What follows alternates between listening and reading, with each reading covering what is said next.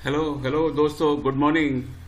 आज हम देखते हैं कि जो यूएस के क्लूज क्या हैं और इंडियन क्लूज क्या हैं और हमारी जो शेयर मार्केट है वो मंडे को कैसे खुलेगी। तो फ्रेंड्स, जहाँ तक यूएस क्लूज का सवाल है, US dollar will continue to remain weak because there is impact of oil. Oil is getting expensive and at the same time वहाँ का जो रिजल्ट सीजन है, रिजल्ट सीजन तो वहाँ का बहुत गजब का है, जैसे हिंदुस्तान का जो रिजल्ट सीजन है। और जो इंडो चाइना की जो यूएस चाइना की जो टेंशन्स हैं वो भी स्लाइटली ईज हो गई हैं, क्योंकि जो फोर्सेस हैं चाइना की वो जो चाइना सी है उसके अंदर वो पीछे हटने को शायद तैयार हैं। तो फ्रेंड्स, ये तो जहाँ तक है यूएस क्लूज का सवाल है। जो इंडियन क्लूज हैं उनको देख लेते हैं। इंडियन क्लूज के अंदर जो इंडिया चाइना की टेंशन्स हैं वो भी थोड़ी सी कम हो गई हैं। जो रिजल्ट सीजन है इंडिया का वो भी जो करीब करीब खत्म होने को आ गया है और रिजल्ट जो है कंपनियों के इस बार बहुत बेहतर आए हैं।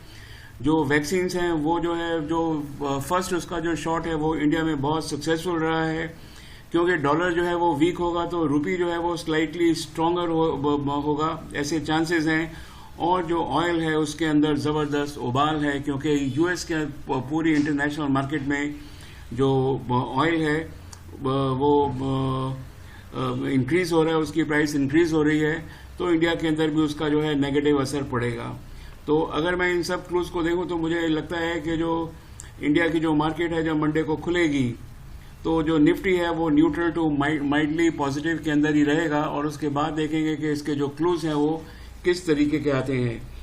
दोस्तों, मैं सबसे आगे जाने से पहले मैं सबसे पहले आपको बोलना चाहता हूं कि जो वीडियो है ये बिल्कुल एक एजुकेशनल वीडियो है, कम स्ट्रेटेजिकल वीडियो है। तो इसको वीडियो को पूरा देखें, आधा पौना वीडियो ना देखें। चाहे आपके पास शेयर है या शेयर नहीं है उससे कुछ फर्क नहीं पड़ता, क्योंकि ये जो है स्ट्रेटेजीज बताने वाला ही वीडियो है। तो चलिए अब आगे चल के हम देख लेते हैं कि जो यूएस है उसका जो डॉलर इंडेक्स है वो क्या कहता है। तो फ्रेंड्स, डॉलर इंडेक्स जो है यूएस का वो बोल रहा है कि ये जो अभी डॉलर इंडेक्स जो है 90.45 है। इसका मतलब हमारे लिए वो स्टिल पॉजिटिव है। तो पैसा जो है बाहर से हमारे कंट्री के अंदर आता रहना चाहिए। अब देख लेते हैं कि एफआईआई एक्टिविटी जो है फ्रेंड्स वो कैसी रही है। तो एफआईआई एक्टिविटी 12 फरवरी को तो ये नेगेटिव थी, फिर भी डरने की जरूरत नहीं है। उसका रीजन ये है कि जो डॉलर इंडेक्स है वो अभी भी 90 के नीचे है। अब देख लेते हैं कि जो ब्रेंट क्रूड है, ब्रेंट क्रूड जो है वो 60.43 है। इसके अंदर एकदम जबरदस्त उबाल आया हुआ है क्रूड के अंदर, और इसलिए हमारे लिए ये नेगेटिव है, पूरी दुनिया के लिए नेगेटिव है।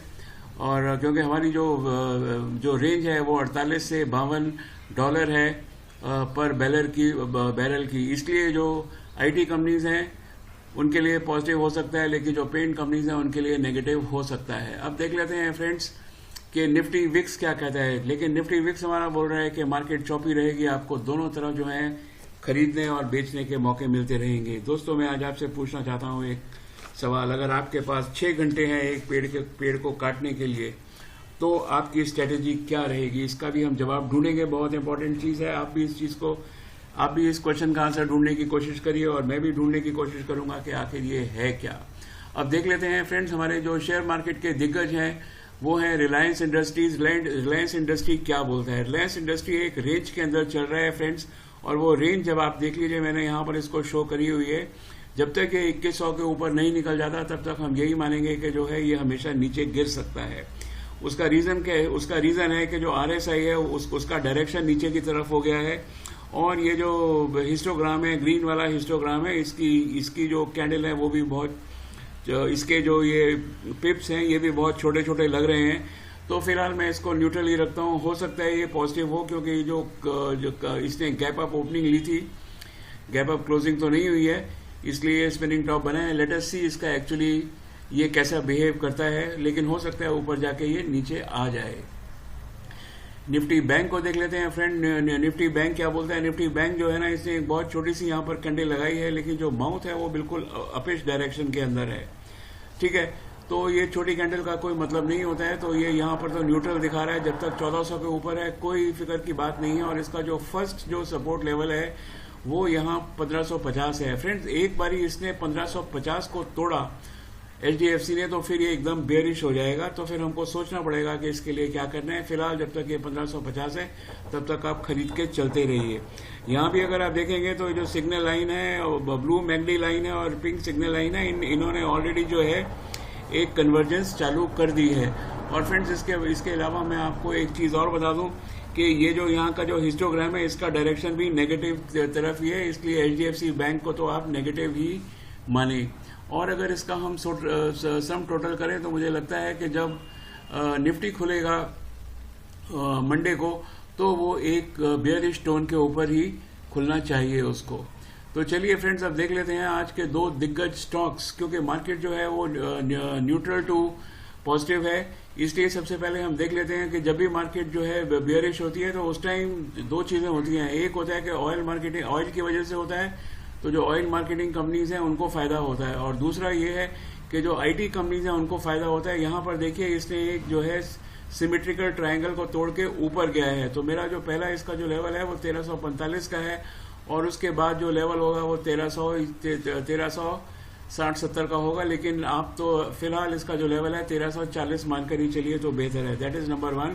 दूसरी चीज़ है कि यहाँ पर जो इसकी जो वॉल्यूम है वो थोड़ी सी इंक्रीज हुई है, जो इसका डायरेक्शन है वो भी अपिश डायरेक्शन है, और इसका जो हिस्टोग्राम है वो भी बता रहा है कि 1-2 दिन के अंदर ये ऊपर हो जाएगा। तो मुझे ऐसा लगता है कि 1340-1345 आ जाना चाहिए 1 या 2 दिन के अंदर। तो हाँ दोस्तों, आप मेरे को बताइए कि अगर आपको पेड़ जो है वो 6 घंटे के अंदर काटना है तो आप क्या करेंगे। मैं आपको बता दूं कि जो अगर मुझे 6 घंटे के अंदर पेड़ काटना होता तो 4 घंटे में जो कुल्हाड़ी है उसकी धार बनाता। पेड़ को काटने का आधार है धार, और 2 घंटे के अंदर फिर मैं पेड़ को काट देता। दोस्त, कहने का मतलब यह है कि जो नॉलेज है वही जो ट्रेडिंग का आधार है। तो आप जो है शेयर मार्केट की थोड़ी बहुत नॉलेज रखिए, और जब आप नॉलेज रखेंगे तो आपको मालूम पड़ेगा कि आप जो शेयर हैं उसके अंदर शर्तियाँ जीत कर ही निकलेंगे। ये जो शेयर मार्केट का जो चैनल है फ्रेंड्स, मैं बता दूंगा आपको, इस चैनल से इसके अंदर जो सेक्टर है, शेयर है, इसकी जो कंप्लीट टेक्निकल फंडामेंटल एनालिसिस होती है, इसके अंदर जो है स्ट्रेटजीज दी जाती हैं, सोल्यूशंस दिए जाते हैं, और बाइंग और सेलिंग लेवल भी बताए जाते हैं, जैसे कि मैं आपको यहाँ पर ये हरी लाइनों में बता रहा हूँ। तो चलिए दोस्त, अब देख लेते हैं कि दूसरा जो नेक्स्ट रेड आउट स्टॉक क्या है। लेकिन आगे जाने से पहले प्लीज़ मेरे चैनल को जो है ज़बरदस्त तरीके से सब्सक्राइब कर दीजिए, इसमें कंजूसी ना करिए। अब आप देख लीजिए, ये जो चार्ट है मेरे पास टेक महिंद्रा का चार्ट है।